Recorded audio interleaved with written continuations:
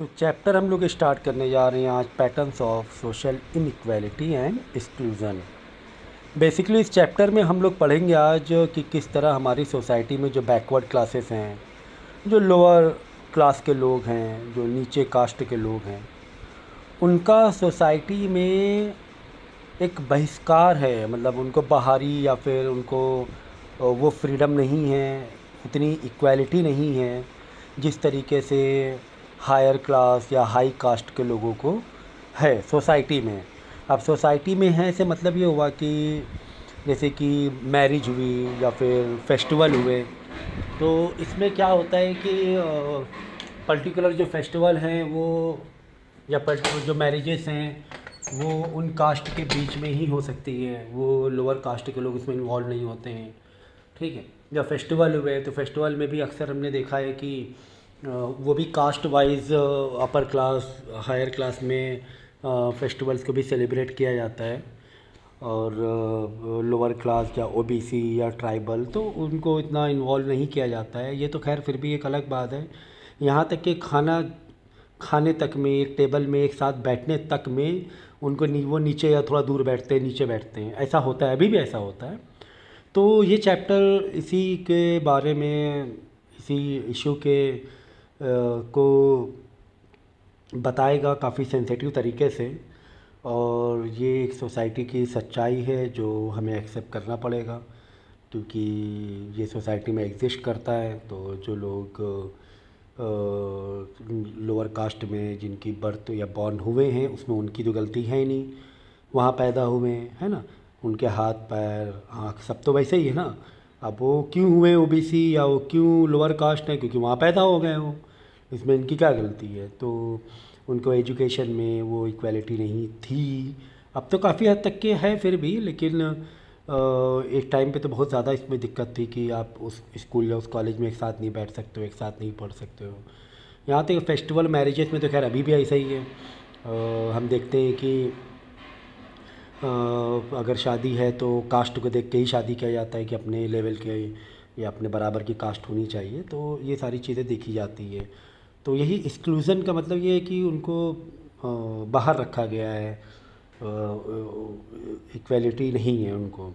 तो बेसिकली इस चैप्टर देखो क्या क्या पढ़ने वाले, what is social inequality and inclusion. Social inequality है, सोशल स्ट्रैटिफिकेशन मतलब अलग अलग जो क्लास हैं, फिर प्रेजुडिस, स्टेरियोटाइप एंड डिस्क्रिमिनेशन कितना है, सोशल एक्सक्लूजन तो है ही।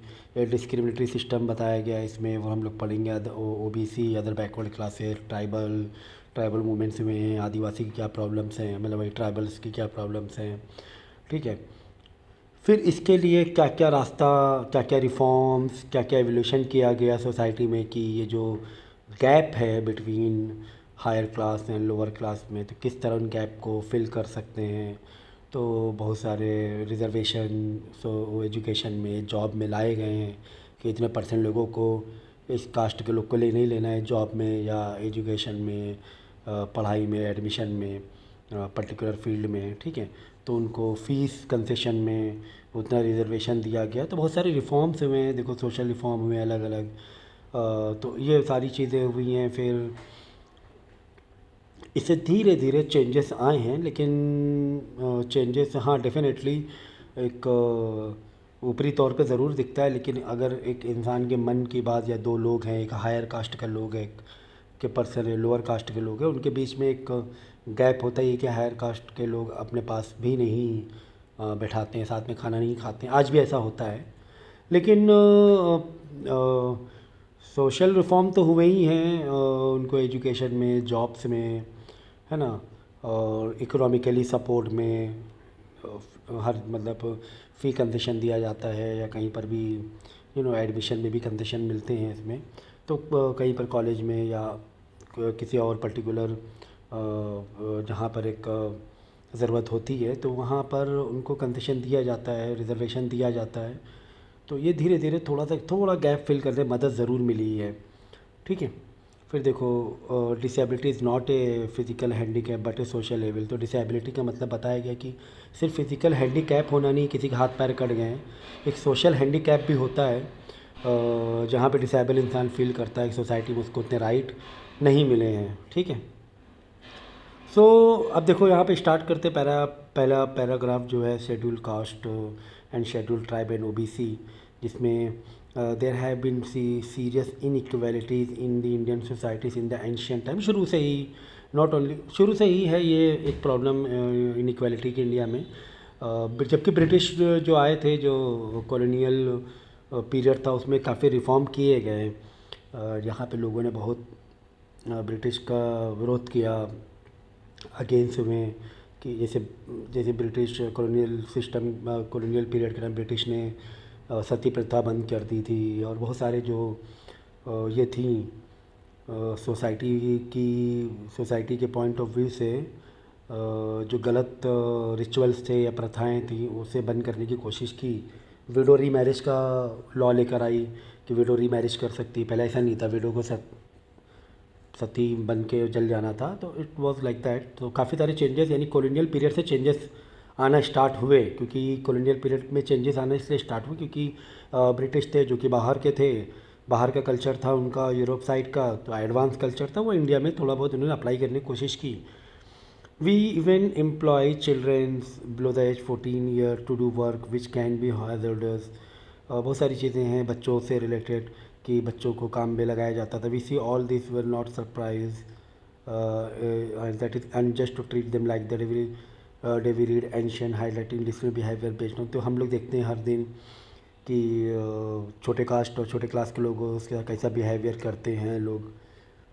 छोटी छोटी बात में उनको मारने लगते हैं, you know, too many things are there.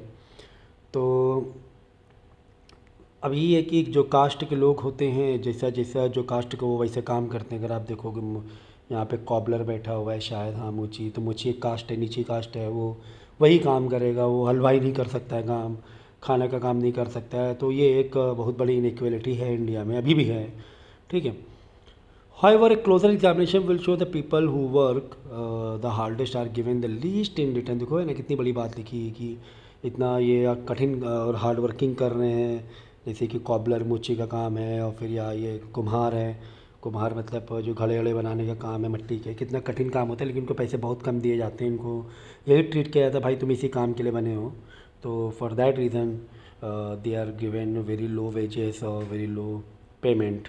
What is social about inequality and exclusion. Exclusion यही है कि उनको बाहर रखा गया है बहुत सारे एक्टिविटीज़ से। So why the feeling of inequality and exclusion found between individual call the pattern of social inequality and inclusion. This question has 3 answer. First क्या है कि social inequality and exclusion are social because they are not about individual but about group. तो ये एक individual वाली issue नहीं है, तो पूरा पूरा ग्रुप, पूरा एक you know group of people का ही मसला है ना। एक सोसाइटी में जो अलग अलग क्लास के लोग हैं, तो कोई पर्टिकुलर इंडिविजुअल थोड़ी ना नीची कास्ट का है, ऊंची कास्ट का है। तो वो तो पूरा पूरा ग्रुप का मसला है। पूरे ग्रुप को कौन समझाए? पूरे ग्रुप में एक इंसान चलो समझ जाए कि जो नहीं, नीचे कास्ट के और हम लोग बराबर हैं, लेकिन पूरे ग्रुप को कैसे समझाएंगे, लाखों लोगों का। तो सबकी अपनी सोच होती है, उनको वैसे ही शुरू बचपन से ट्रीट किया जाता है। अब जैसे कोई हायर कास्ट में पैदा हुआ तो बचपन से उनको नीची कास्ट के लिए कैसा बिहेवियर रखना है, उनको वैसे ही ट्रीट किया जाएगा, बड़ा होकर वैसे ही बन जाता है वो। तो लेकिन अभी आजकल ये है कि एजुकेशन, लोग एजुकेट हो रहे हैं, तो काफ़ी हद तक के लोग समझने लगे हैं चीज़ों को। It is like that. Secondly, they are social in the sense that they are not economic, although they are usually a link between them. Thirdly, they are systematic and structured as there is definite pattern social inequality. Here we describe this, ठीक है। तो यही बताया गया है कि क्या 3 answer हैं कि जो इनइक्वालिटी है। तो ये बताया गया कि इंडिविजुअल की क्या प्रॉब्लम नहीं, तो पूरे ग्रुप का प्रॉब्लम है। सेकेंड, ये बताया गया है कि वो सोसाइटी में लिंक प्रोवाइड करते हैं, like they are social in the sense that they are not economic although there is usually link between them. Thirdly, they are systematic and वो एक सिस्टमैटिक चीज़ें चला आ रही हैं, स्ट्रक्चर्ड है, वो पैटर्न है, बना हुआ है, वो शुरू से पैटर्न बना हुआ है। तो इसलिए वो एक इनइक्वालिटी है, ठीक है। अब यही होता है कि जैसे कि सेकेंड वाले पॉइंट में कि वो अमीर नहीं, दे आर नॉट इकोनॉमिक, है ना, इसलिए शायद इनइक्वल हैं, है ना, ये भी हो सकता है रीज़न। तो ये चीज़ है, इसीलिए इकोनॉमिक नहीं है, अमीर, they are not rich, they are not strongly rich, और उतने वो इकोनॉमिकली उतने ये नहीं, स्ट्रांग नहीं है वो, तो इसीलिए देखो इनको है ना अब धीरे पिछले 60 70 80 ईयर्स में रिजर्वेशन दिए गए हैं, पैसों से इकोनॉमिकली हेल्प और पूरा सपोर्ट मिलता है, जिससे कि वो धीरे धीरे ऊपर आ सकें, जिससे कि कम से कम सेकंड वाला जो रीज़न है इकोनॉमिक वाला ये दूर हो सके कम से कम। बाकी जो स्ट्रक्चर्ड है वो तो बना हुआ है पैटर्न, और ग्रुप ऑफ पीपल है वो तो बना ही हुआ है पैटर्न, तो कम से कम इकोनॉमिकली इस चीज़ को दूर किया जा सकता है।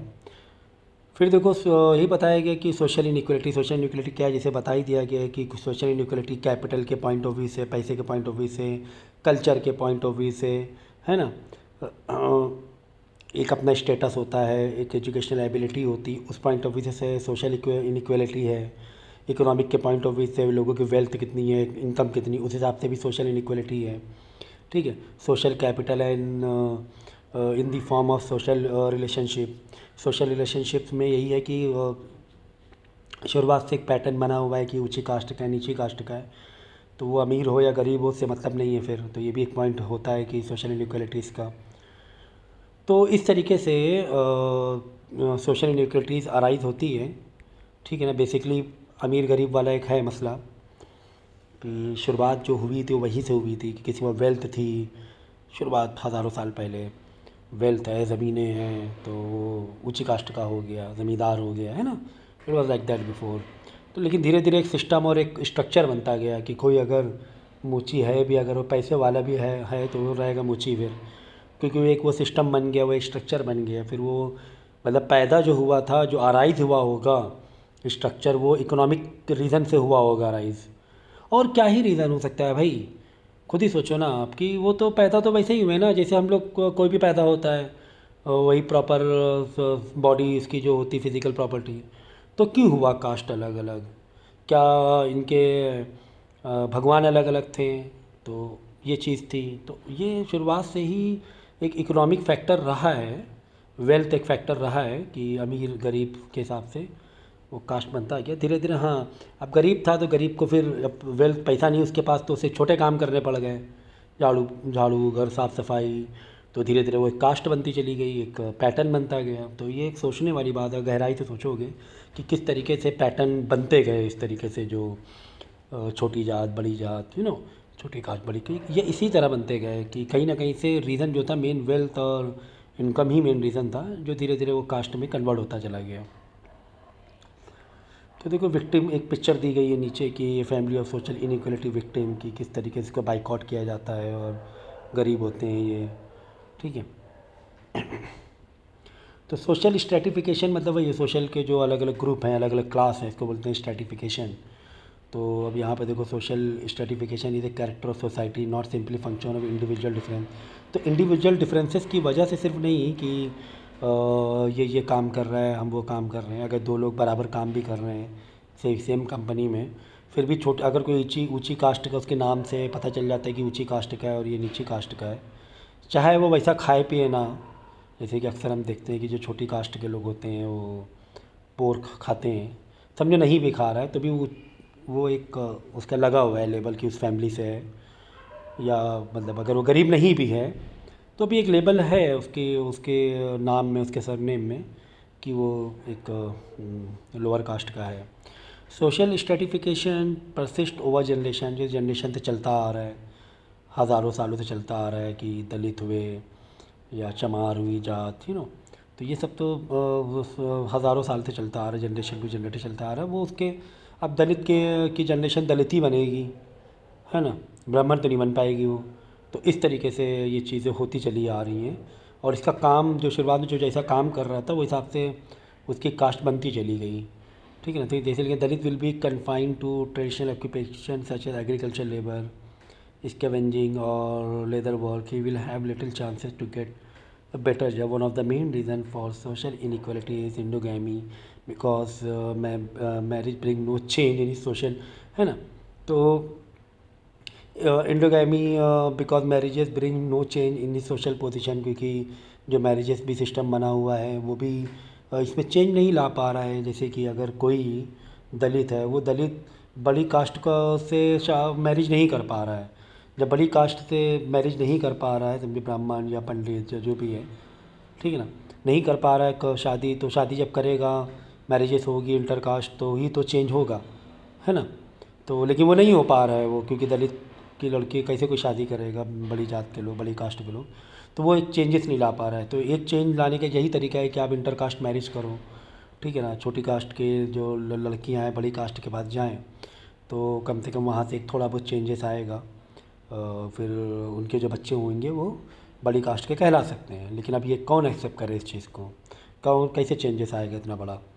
लेकिन फिर भी थोड़ा बहुत कहीं कहीं जब लव मैरिज जैसा मसला होता है तो वहाँ पे हम देख लेते हैं कि कोई अगर प्यार में अंधा है तो वो ऐसा हो जाता है। फिर इंटरकास्ट मैरिज तो वो एक सोशल पॉइंट ऑफ व्यू से भी बेनिफिट कर जाता है। लव मैरिज की अगर बात करें तो वहाँ पर फिर ये चीज़ अवॉइड होता है। फिर नहीं देखता है फिर कास्ट, तो इंसान शादी करता है फिर अगर कोई प्यार में you know fall in love या फेल इन लव, तो ऐसा होता है फिर। लेकिन अब ये कितना ही परसेंट हो पाएगा, तो उसमें भी काफ़ी लफड़े और लड़ाई झगड़े होते हैं।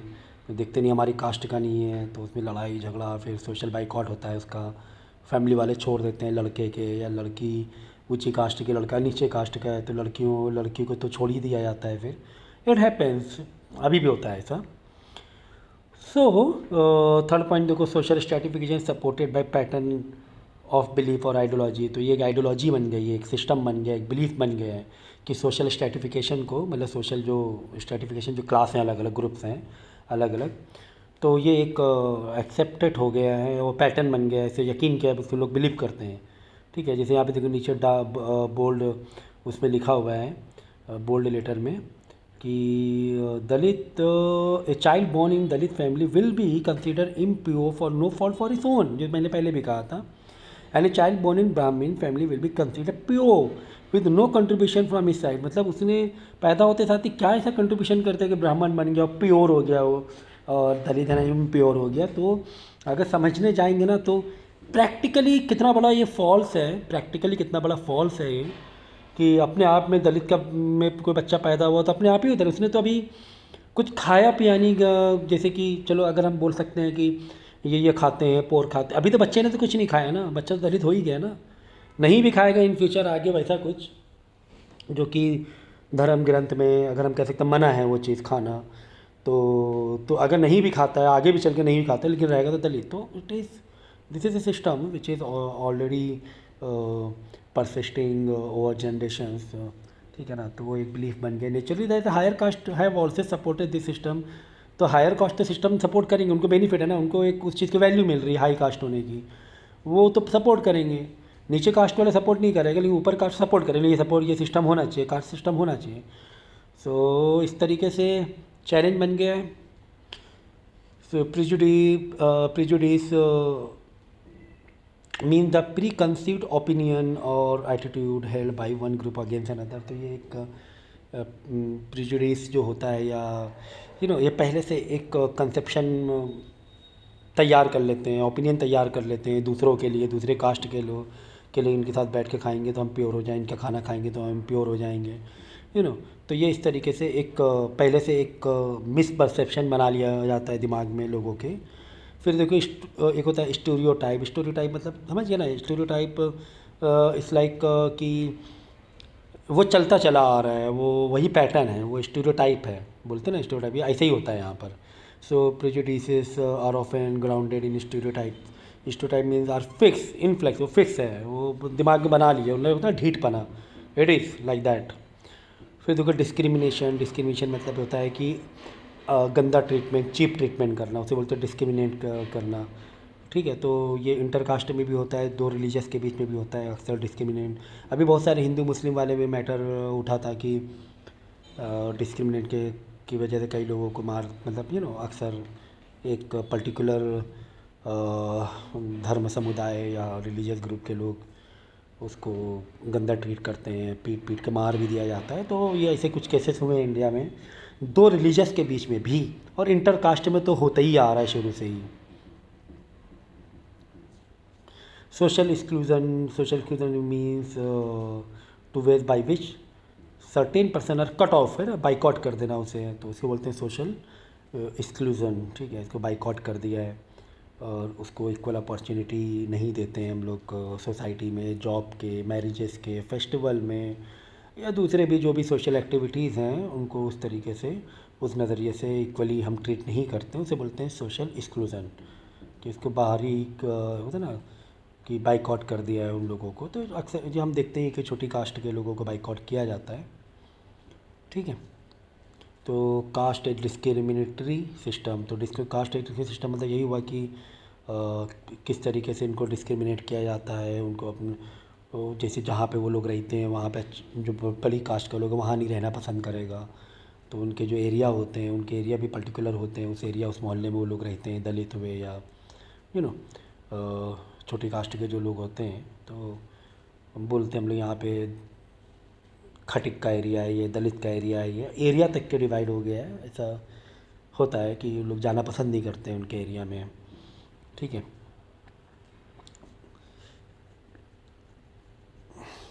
अनटचेबिलिटी वाला भी देखो एक है कि छुआछूत की, छोटे कास्ट के लोग छूना तक लोग पसंद नहीं करते हैं, छू लेंगे तो नहाएंगे जाके जल्दी से घर पे।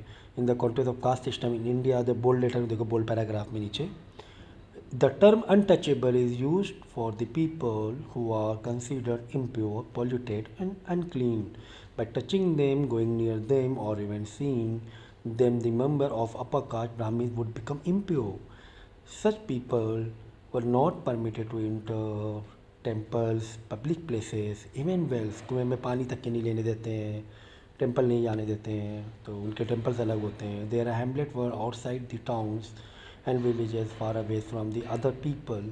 They had no social interaction with the Brahmins. They have been called off sort of derogatory names such as untouchable, Chandala etc whatever, ठीक है। तो इस तरीके से Gandhi address them as Harijan, but because of controversies around this word is no longer use, they are called Dalit now.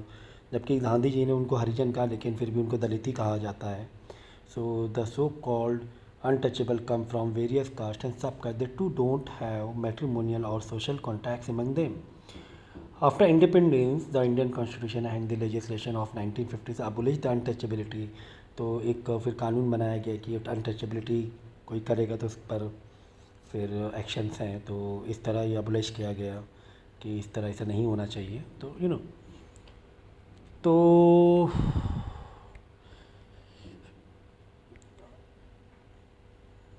फिर यहाँ पे poverty के बारे में बताया गया है कि किस तरीके से जो पॉवर्टी लाइन पे 2011-12 का डेटा दिया गया है कि मुस्लिम्स देखो कितने हैं, 26.9 रूरल स्पेंडिंग 30,000 पर डे। तो परसेंटेज वाइज दिया हुआ है कि पॉवर्टी है ना, मुस्लिम में कितनी ज़्यादा है पॉवर्टी लाइन, ठीक है ना। मतलब कह रहे हैं कि 32 से कम वालों को पॉवर्टी लाइन में रखा गया कि एक इंसान के पास 32 रुपीज़ खर्चा कर, 32 होता ही क्या है सोचो ज़रा सा। अगर 32 रुपीज़ भी नहीं है उसके पास पर पर्सन, तो उसको समझा जाएगा कि वो पॉवर्टी लाइन बिलो है, ठीक है ना। जैसे एक फैमिली 4 मेंबर हैं तो कम से कम 124 रुपीज़ या 28 रुपीज़ आने चाहिए घर में। अगर उससे कम पैसे आ रहे हैं, 128 रुपीज़ से कम पैसे आ रहे हैं, उसे बोलेंगे पॉवर्टी लाइन बिलो। इसीलिए इसके कार्ड बनते हैं देखो पॉवर्टी लाइन के, ठीक है। बीपीएल बनता है, बिलो पॉवर्टी लाइन कार्ड बनता है। तो इस तरीके से रूरल एरिया और अर्बन एरिया पे बोला गया 47, अगर 1% 47 रुपीज़ भी नहीं कमा पा रहा है या 47 रुपीज़ से भी कम खर्चा कर पा रहा है अपने ऊपर, रहना खाना कपड़ा सब मिलाकर, उतना भी नहीं कर पा रहा है खर्चा, मतलब वो बिलो पॉवर्टी लाइन है। तो मुस्लिम्स में देखो कितने लोग हैं, 26.9, और हिंदू 25.6, क्रिश्चियन 20। तो इस तरीके से दिया वो, जैन बहुत कम है परसेंटेज वाइज में।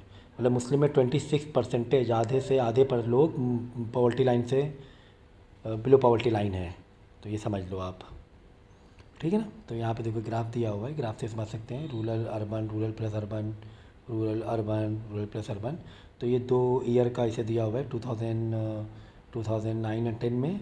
ये 2011-12 में देखो उल्टा नंबर ऑफ़ पुअर तो बढ़ गया है उल्टा, ठीक है ना। तो इस तरीके से तो जो गरीब लोग हैं उनको अब यही दिया गया है कि इंटरप्रेशन ऑफ टर्म अनटचेबिलिटी 3 तरीके से अनटचेबिलिटी होती है। एक तो उनको बाहर रखा जाता है, ह्यूमिलेट किया, बेइज्जती की जाती है, इंसल्ट की जाती है, और उनको एक्सप्लॉइट किया जाता है क्योंकि वो डिपेंड होते हैं दूसरे के ऊपर। तो इस तरीके से अगर अनटचेबिलिटी का कॉन्सेप्ट, अगर अनटच मतलब अगर नहीं वो छूना पसंद कर रहा है तो नहीं छूना पसंद करने का मतलब ये भी है, छूना मतलब ये नहीं कि तुमने ऐसे करे छुआ, ठीक है, इसका मतलब ये भी कि उसको बाहर रखा गया सारी चीज़ों से, फेस्टिवल से, प्रेयर से, तो ये भी अनटचेबिलिटी ऐसा ही हुआ ना। अनटचेबिलिटी मतलब ये नहीं कि हाँ तुमने ऐसे करके छू लिया, वो एक अलग बात है, वो तो 1956 में अबोलिश किया गया स्ट्रिक्टली। लेकिन ये चीज़ कर रही है, हो रहा है काम ऐसा, कैसे हो रहा है, किस टर्म में हो रहा है, एक्सक्लूजन के टर्म में हो रहा है ना, ह्यूमिलेशन के टर्म में हो रहा है, मतलब इंसल्ट किया जाती है, ह्यूमिलेट किया जाता है उन्हें, डिपेंडेंसी एंड एक्सप्लॉइट किया जाता है, पैसे नहीं देते हैं उन लोगों को, पनिश करते हैं छोटी छोटी गलतियों पर। तो वो अनटचेबिलिटी तो हुआ एक तरीके से। तो ये इस चीज़ ये चीज़ समझने वाली थी।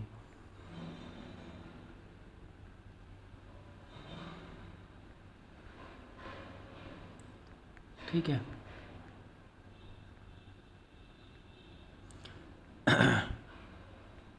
नेक्स्ट देखो, state and non state initiatives addressing caste and tribe discrimination.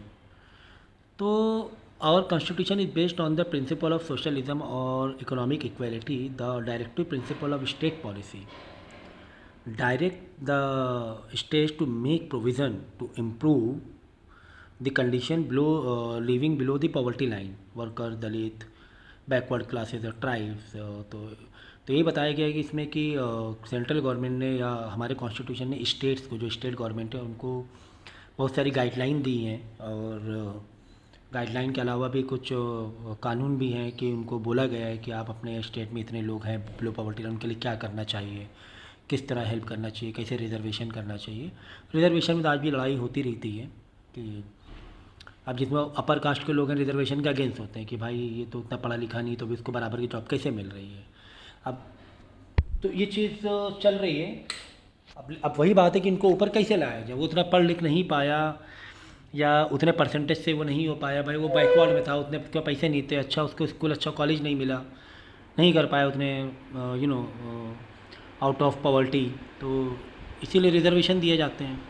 तो कॉन्स्टिट्यूशन प्रोविज़न बनाए अलग अलग, जिसमें फैसिलिटी ऑफ रिजर्वेशन दिया गया, रिजर्वेशन दिया गया एजुकेशन में, जॉब में, गवर्नमेंट जॉब में रिजर्वेशन हैं शेड्यूल कास्ट के लिए, लोअर कास्ट के लिए, एडमिशन कॉलेज के एडमिशन में है। तो इस तरीके से जो हमारा लेजिस्लेटिव सिस्टम है ये रिप्रेजेंट करता है और कोशिश करता है कि लोअर कास्ट के लोग को ऊपर लाया जाए। तो रिजर्वेशन इन गवर्नमेंट रिक्रूटमेंट में रिजर्वेशन दिया गया है। तो ये लॉज और जो भी लॉज हैं इसके बेस पर किसको किस हिसाब से डिसेबल लोग हैं उनको दिया गया है रिजर्वेशन, बहुत से मतलब सोशली जो डिसेबल हैं उनको रिजर्वेशन दिया गया है। तो इस तरीके से कि जिस तरह की इनको है ना आगे लाया जा सके। यहाँ पे जो कास्ट डिसेबिलिटी रिमूवल एक्ट करके एक ना 1850 में एक्ट आया, this is act was pass back 1850 का एक्ट है, सोच लो, मोर मतलब 175 ईयर्स। क्या था ये? This act was pass long back, remove discrimination on the basis of caste और religion and remove prohibition inter public places.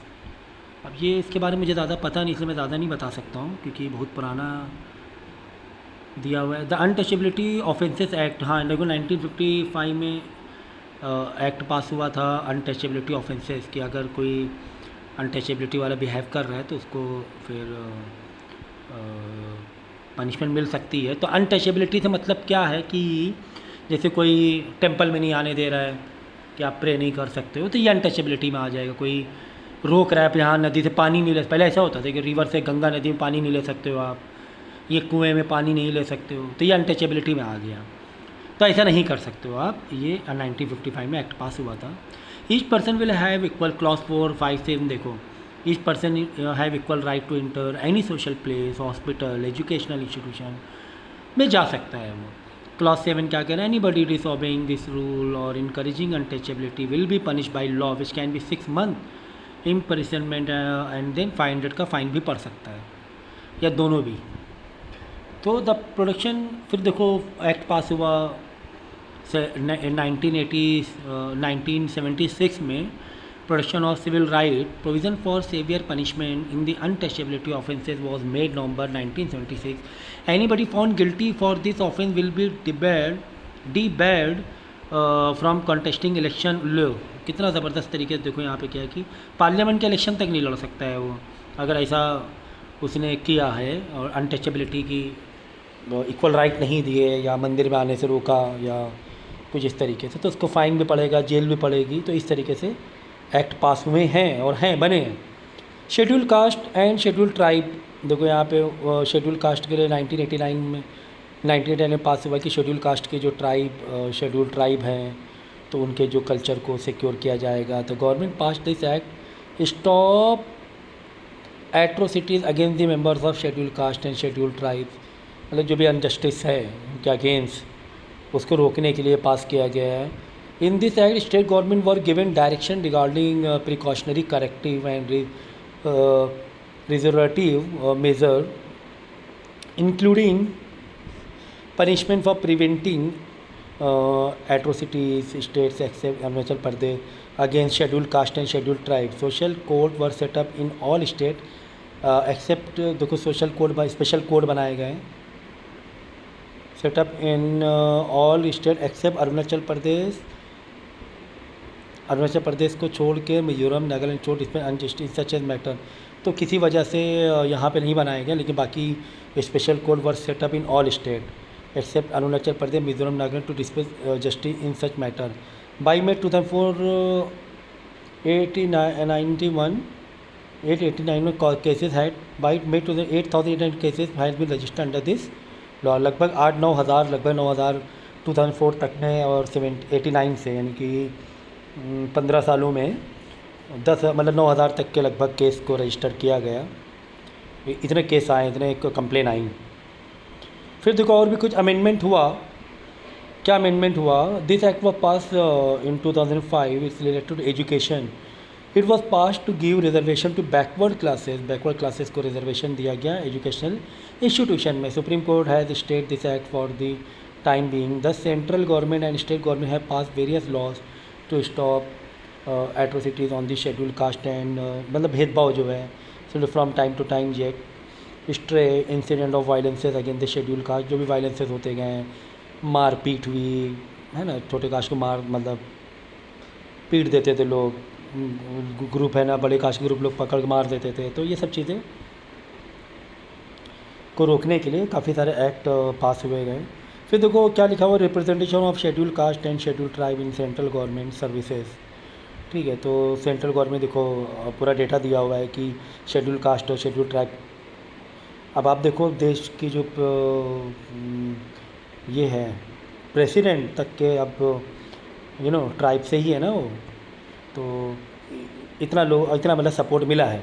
तो यहाँ पे टोटल पोस्ट दी गई है कि 2008 तक में क्लास 1 क्लास 2 मतलब जो सर्विसेज के अलग अलग क्लास होते हैं, इतने लोग हैं ना को जॉब मिली है पूरे इंडिया भर में, जिसमें से 12.5% लगभग थे क्लास 1 में जॉब लगी, क्लास 1 सर्विस में, और क्लास 2 सर्विस में 14%, क्लास 3 में तो इतने लाखों लोग हैं को जॉब लगाई। स्वीपर के देखो कितनी जॉब लगी है ना, क्लास 4, फिर लास्ट में स्वीपर है।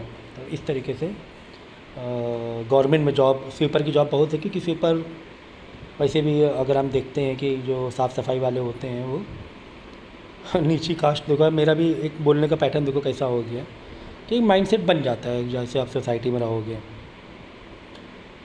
ठीक है, तो यहाँ तक के लिए आज मतलब ये लेक्चर काफ़ी है, यहाँ तक के समझना कि किस तरीके से उनके जो दिक्कतें हैं वो हमारे देश में है, इंडिया जैसे कंट्री में काफ़ी ज़्यादा प्रॉब्लम्स हैं।